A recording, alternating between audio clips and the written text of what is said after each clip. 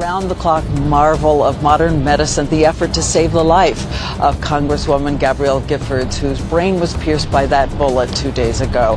When the Congresswoman came in the door, did you think she'd make it? I knew. You knew she'd make it? When I hear someone's here, shot in the head, they can follow commands, and I'm thinking this is what we're here for. Today, let's not forget those who died, but let's also not forget to get past our sorrow and move forward with our lives. Those of us in medicine get our fuel from seeing people get back in the saddle again. All the pressure from my Asian family background, I just knew I didn't want to be a doctor, and I wanted to be an aerospace engineer. And when I went there, I really quickly learned that I don't want to be an aerospace engineer. No one knows more about the human brain than Dr. Peter Rhee. There's always more to learn, and the research in traumatic brain injury is still in its infancy.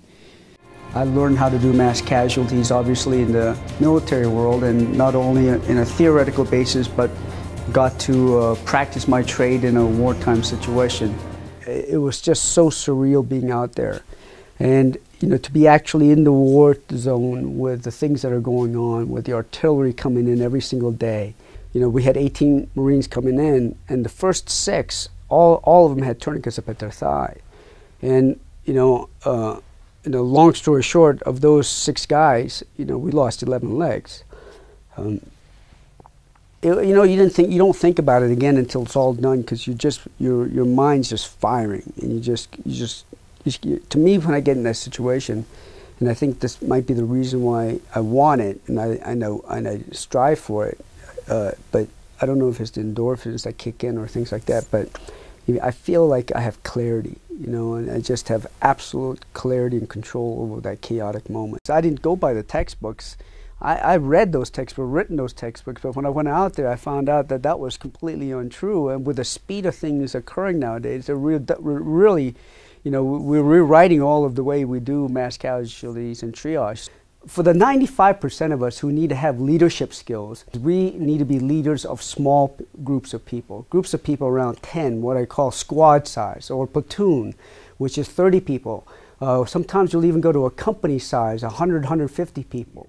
I can walk into a room where I've never met people, and I can get control right away.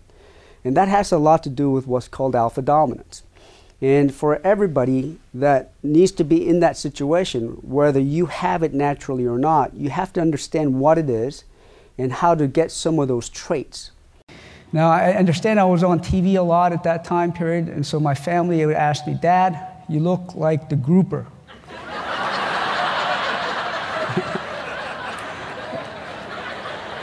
Can't you smile? So I started trying to smile.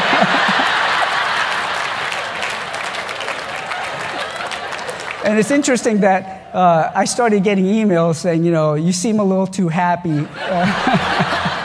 And we're not ready for that right now. We need to be a little solemn for another week or so.